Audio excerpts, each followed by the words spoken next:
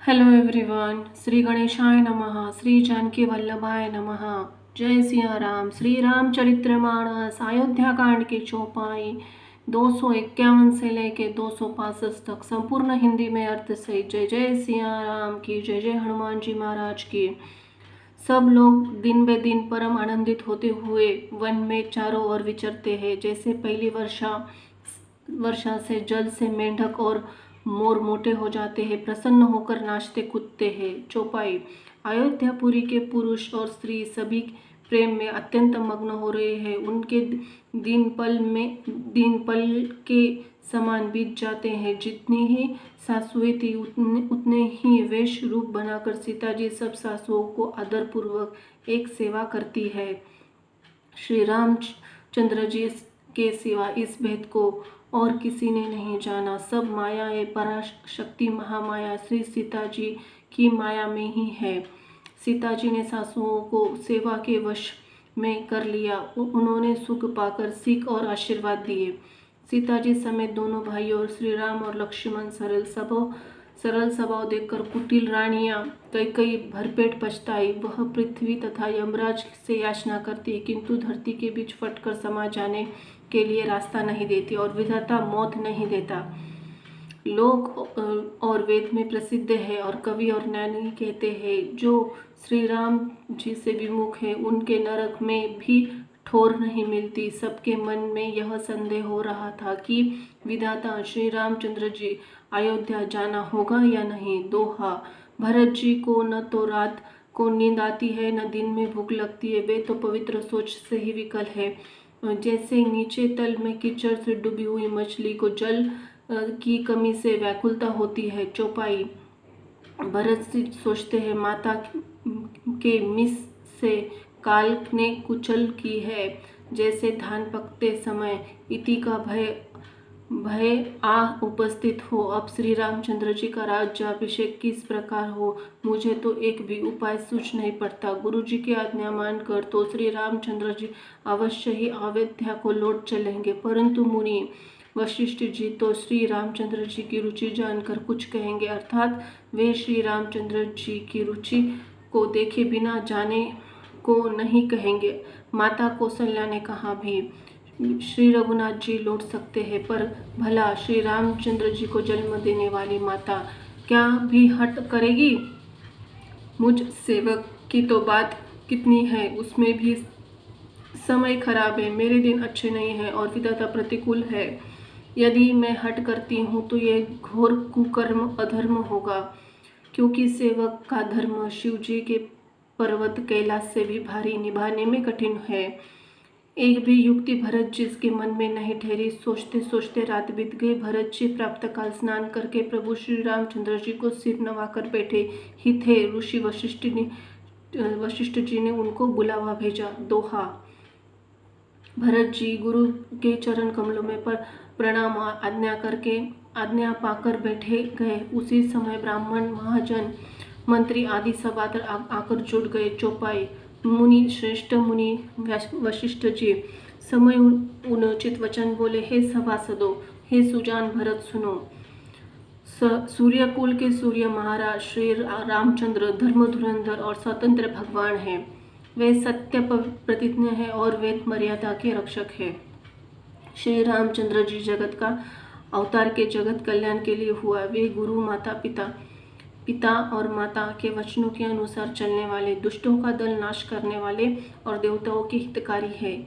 नीति, प्रेम, परामार्थ और स्वार्थ को श्री राम जी के समान यथार्थ तत्व से कोई नहीं जानता। ब्रह्मा, विष्णु, महादेव, चंद्र, सूर्य, दिक्पाल, माया, जीव, सभी कर्म और काल, शेष जी और पृथ्वी और एवं पाताल के अन्य राजा आदि जहाँ तक प्रभुता है और योग की सिद्धियाँ जो वेद और शास्त्रों में गई है, हृदय में अच्छी तरह से विचार करके देखो तो यह विचार स्पष्ट दिखाई देगा कि राम जी की आज्ञा इन सभी सिर पर है, अर्थात श्री राम जी ही सबके एकमात्र महान महेश्वर है। दोहा।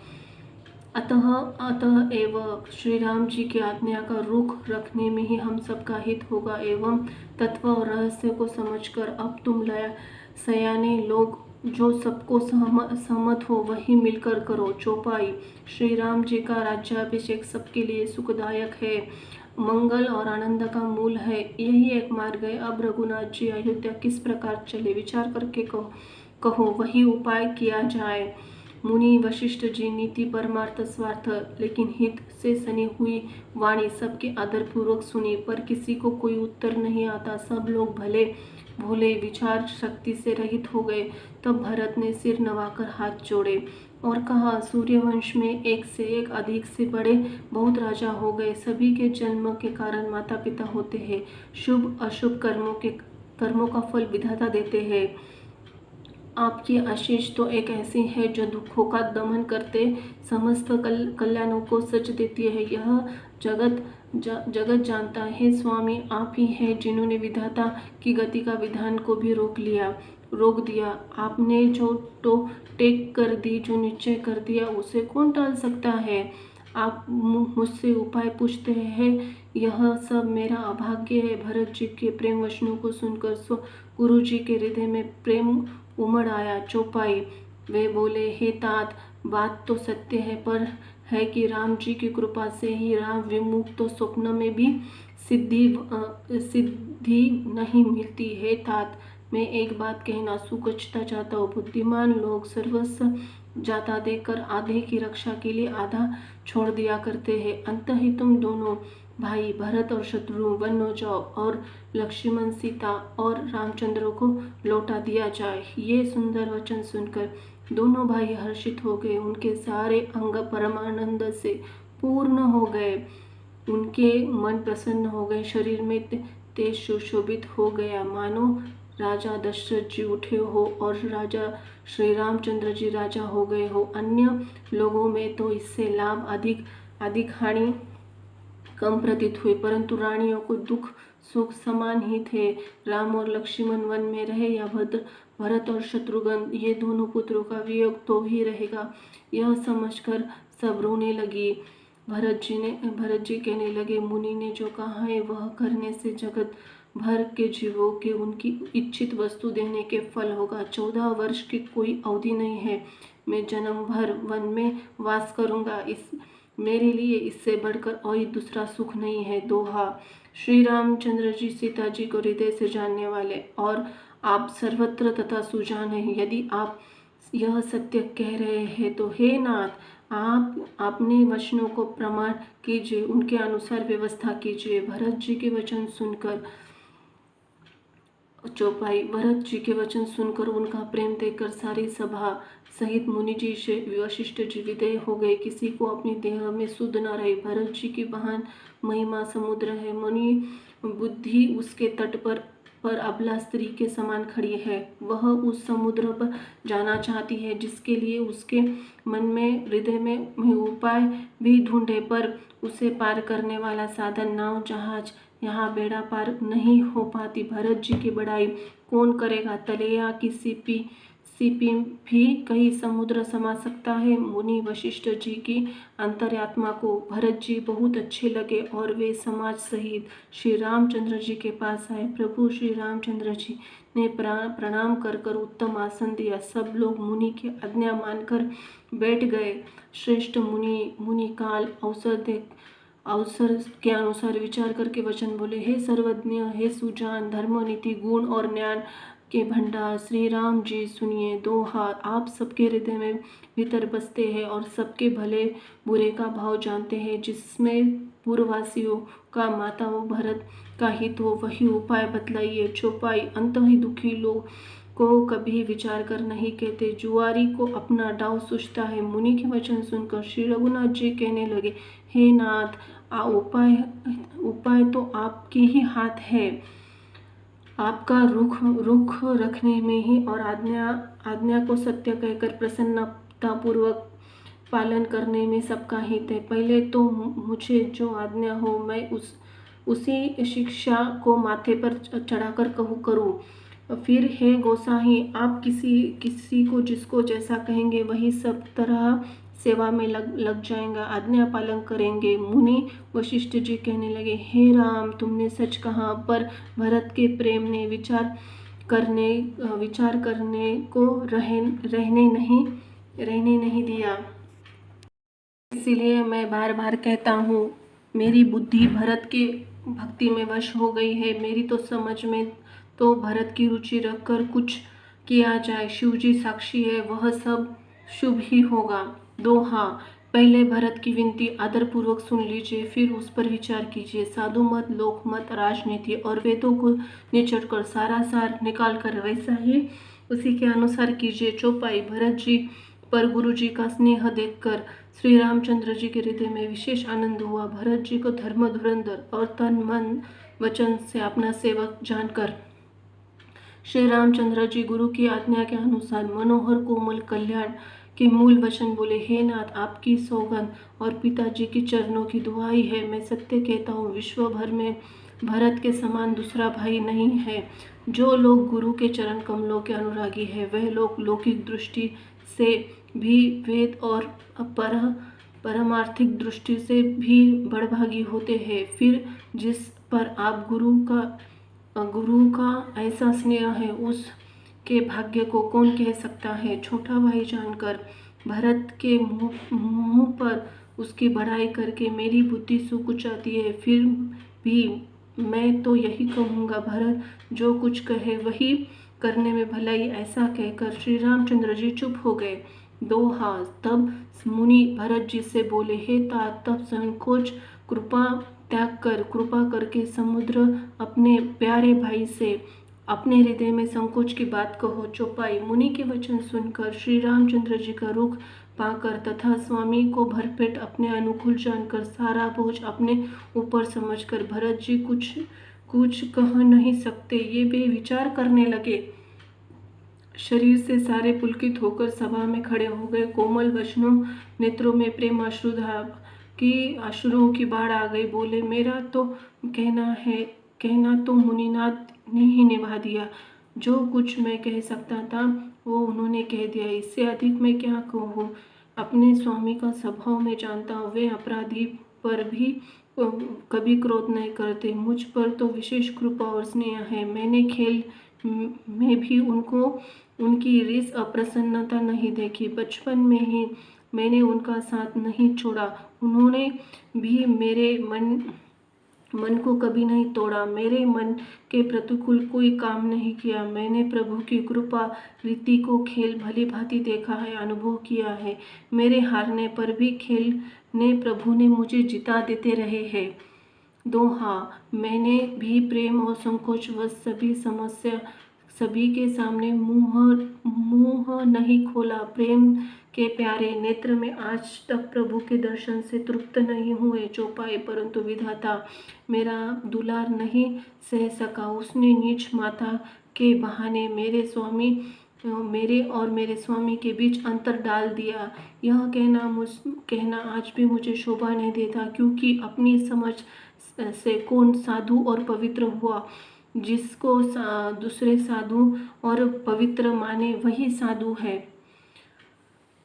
माता नीच है और मैं सदाचारी और साधु हूँ, ऐसा हृदय में लाना ही करोड़ों दुर्विचारों के समान है।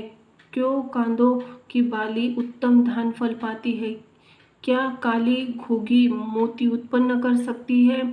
स्वप्न में भी किसी का दोष का लेश भी नहीं है। मेरा अभाग्य ही अथाह समुद्र है। मैंने आप अपने पापों का परिणाम समझे बिना ही माता को कटु वचन कहकर व्यर्थ ही चलाया। मैंने अपने हृदय में सब और खोज कर हार कर दिया। मेरी भलाई का कोई साधन नहीं सूझता। एक ही प्रकार भले ही निश्चय ही मेरा भला है। वह यह ही गुरु महाराज सर्वसमर्थ है और श्री सीता और राम जी मेरे स्वामी है। इसी से परिणाम मुझे अच्छा जान पड़ता है। दोहा, साधुओं की सभा में गुरु और स्वामी के समीप यह पवित्र तीर्थ स्थान, मैं सत्य भाव से कहता हूँ, यह प्रेम या प्रपंच छल कपट झूठ है या सच, इससे सर्वत्र मुनि वशिष्ठ जी, अंतर्यामी श्री रघुनाथ जी जानते हैं। चौपाई, प्रेम या प्रण को निभाकर महाराज पिताजी का मरना और माता की कुबुद्धि दोनों का सारा संसार साक्षी है। माताएं व्याकुल है, वे देखी नहीं जाती। अवधपुरी के नर नारी दुख सहताप से जल रहे हैं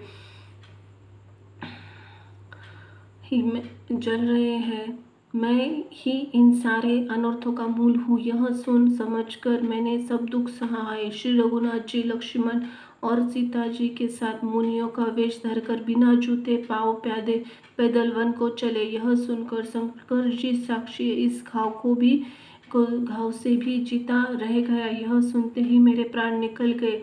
फिर निषाद राज का प्रेम देखकर भी इस वज्र से कठोर हृदय में छेद नहीं हुआ, वह फटा नहीं। अब यहाँ आकर सब आंखों से देख लिया। यह जड़ जीव जीता रहकर भी सभी सहावेगा, जिनको देखकर रास्ते की सापिनी और बिच्छी भी अपने भयानक विष और तीव्र क्रोध का त्याग कर देती है। दोहा। हे रघुवंदन, हे वे श्री रघुनंदन लक्ष्मण और सीता, जिसको शत्रु जान पड़े, उस कैकेयी के पुत्र मुझको छोड़कर देव दुसह दुख और किसे सहावेगा। चौपाई। अत्यंत व्याकुल तथा दुख प्रेम विनय नीति सभी हुई। भरत जी की श्रेष्ठ वाणी सुनकर सभी लोग शोक में मग्न हुए। सारी सभा विषाद छा गया, मानो कमल के वन पर पाला पड़ गया हो। तब ज्ञानी मुनि वशिष्ठ जी ने अनेक प्रकार की पुरानी ऐतिहासिक कथाएं कहकर भरत जी का समाधान किया। फिर सूर्यकुल रूपी को मंदन प्रफुल्लित करने वाले चंद्रमा रघुनंदन वंचित वचन बोले। हे तात, तुम अपने हृदय में ही व्यर्थ ग्लानि लाते हो। जीव की गति को ईश्वर आधीन जानो। मेरे मत में भूत भविष्य वर्तमान तीनों कालों और स्वर्ग पृथ्वी पाताल तीन कालों में सब पुण्य आत्मा पुरुष तुमसे नीचे है। हृदय पर भी तुम कुटिलता आरोप करने से यहाँ के सुख दुख आदि बिगड़ जाता है और गति पर लोग नष्ट हो जाते हैं।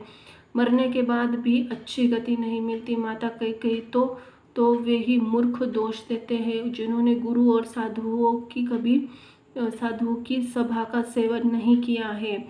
दोहा। हे भरत, तुम्हारा नाम स्मरण करते ही सब पाप प्रपंच अज्ञानी और समस्त अमंगलों के समूह मिट जाते हैं तथा इस लोक सुंदर यश परलोक में सुख प्राप्त होगा। चौपाई। हे भरत, मैं तुम्हें स्वभाव से सत्य कहता हूँ। शिवजी की साक्षी है, यह पृथ्वी तुम्हारी ही रख ही रही है। हे तात, तुम व्यर्थ कुतर्क न करो। वैर प्रेम छिपाए नहीं छिपते।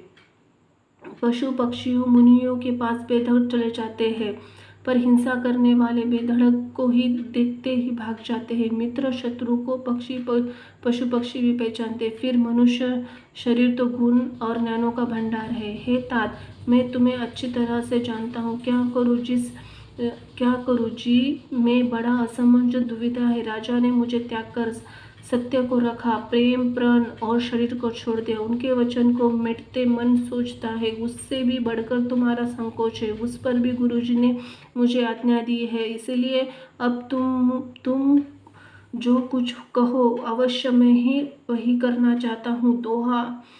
तुम मन से प्रसन्न कर संकोच त्याग कर जो कहो आज मैं वही करूँ। सत्य प्रतिनिधि कुलश्रेष्ठ श्री रामचंद्र जी का वचन सुनकर सारा समाज सुखी हो गया। चौपाई। देवगुणों सहित देवराज इंद्र भयभीत होकर सोचने लगे, अब बनाया काम बिगड़ना चाहते हैं, कुछ उपाय नहीं करते। तब वे सब मन में ही मन श्री रामचंद्र जी के शरण गए। फिर विचार करके आपस में कहने लगे कि श्री रघुनाथ जी तो भक्ति के वश में है। अम्बरीश और दुर्वासा की घटना याद करके देवता और इंद्र बिल्कुल निराश हो गए। पहले तो देवताओं ने बहुत समय तक दुख सहे, तब भक्त प्रहलाद ने ही नरसिंह भगवान को प्रकट किया था। सब देवता परस्पर कानों को लगा कर धीर धुनकर कहते हैं कि अब इस बार देवताओं का काम भरत जी के हाथ में है। हे देवताओं, कोई उपाय नहीं देखता। श्री राम जी अपनी श्रेष्ठ सेवकों की सेना मानते हैं, अर्थात उनके भक्त की कोई सेवा करता है तो उस पर बहुत प्रसन्न होते हैं। अंततः अपने गुणशील से श्री रामचंद्र जी के वश में करने वाले भरत जी का ही सब लोग अपने अपने हृदय में प्रेम सहित स्मरण करो। दोहा। देवताओं का मत सुनकर देव गुरु बृहस्पति जी ने कहा, अच्छा विचार किया, तुम्हारे बड़े भाग्य है। भरत जी के चरणों का प्रेम जगत में समस्त शुभ मंगलों का मूल है। चौपाई। सीतानाथ श्री राम जी के सेवक की सेवा सैकड़ों कामधेनुओं के समान सुंदर है। तुम्हारे मन में भरत जी की भक्ति आई है तो अब सोच छोड़ दो, विधाता ने बात बना दी है। हे देवराज, भरत जी का प्रभाव तो देखो। श्री रामचंद्र जी रघुनाथ जी सहज स्वभाव से ही सबके उनके वश पूर्ण रूप से वश में है। हे देवताओं, भरत जी को श्री रामचंद्र जी की परछाई की भांति उनका अनुसरण करने वाला जानकर मन स्थिर करो, डरने की कोई बात नहीं है। देवगुरु बृहस्पति और देवताओं की सम्मति आपस का विचार सोच सुनकर अंतर्यामी प्रभु श्री रामचंद्र जी को संकोच हुआ। भरत जी ने अपने मन ही मन भोजा ही स्थिर जाना। वे हृदय में करोड़ों प्रकार के अनुमान विचार करने लगे। सब तरह से विचार करके अंत में उन्होंने मन यही निश्चय किया, श्री रामचंद्र जी की आज्ञा मन में ही अपना कल्याण है। उन्होंने अपना प्राण छोड़कर मेरा प्राण रखा। यह कुछ कम कृपा और स्नेह नहीं किया, अर्थात अत्यंत ही अनुग्रही और स्नेह किया। बोलो सिया राम की जय। जय हो लक्ष्मण महाराज की जय हो। हनुमान जी धन्यवाद।